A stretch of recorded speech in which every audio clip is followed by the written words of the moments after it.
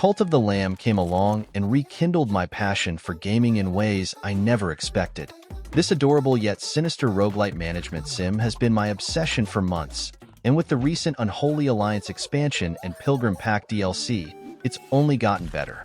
Let me take you on a journey through this unholy masterpiece. From the moment I booted up Cult of the Lamb, I knew I was in for something special. The game's art style is an instant charmer, cute, paper-cut characters with a dash of eldritch horror. It's like if Tim Burton decided to make a children's pop-up book about cults. And you know what? It works brilliantly. The gameplay loop is addictive as sin. One minute you're tending to your flock, cooking meals that may or may not give everyone diarrhea, and building structures. The next, you're hacking and slashing your way through procedurally generated dungeons. It's a perfect balance that keeps you constantly engaged. What really sets Cult of the Lamb apart is its humor. The game doesn't take itself too seriously, and that's a breath of fresh air. Where else can you give sermons, play dice games, and then sacrifice a follower because they complained about the food? It's dark, it's twisted, and it's hilarious. The management aspect is surprisingly deep.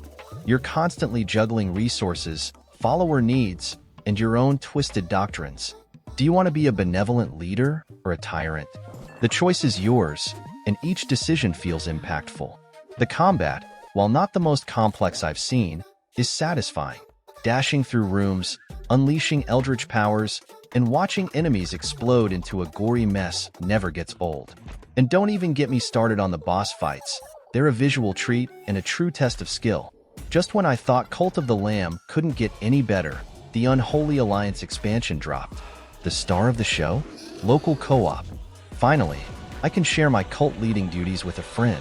One player takes on the role of the lamb, while the other becomes the goat. It's a match made in, well, you know where. The co-op isn't just tacked on, it genuinely adds a new dimension to the game. Coordinating base management and dungeon runs with a partner brings a whole new level of strategy and chaos. It's resulted in some hilarious moments, like accidentally sacrificing my friend's favorite follower. Oops. But that's not all. The expansion adds 21 new follower traits, adding more depth to your flock. My personal favorite? The catatonic trait.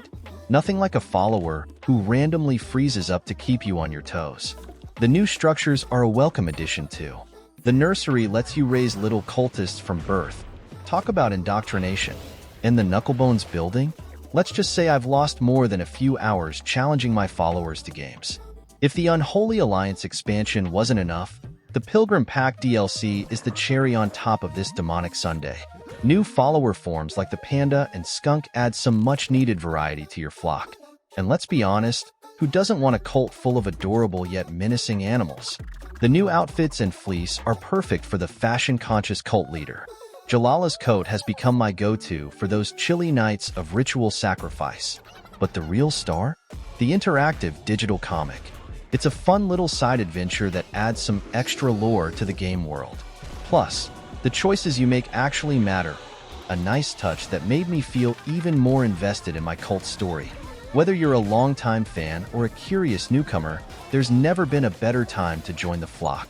Cult of the Lamb has firmly cemented itself as one of my favorite games of the past year.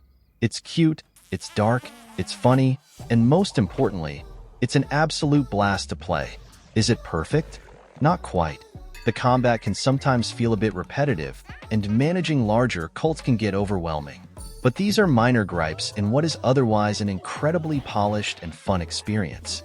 The base game offers a unique blend of management sim and roguelite action that's hard to put down.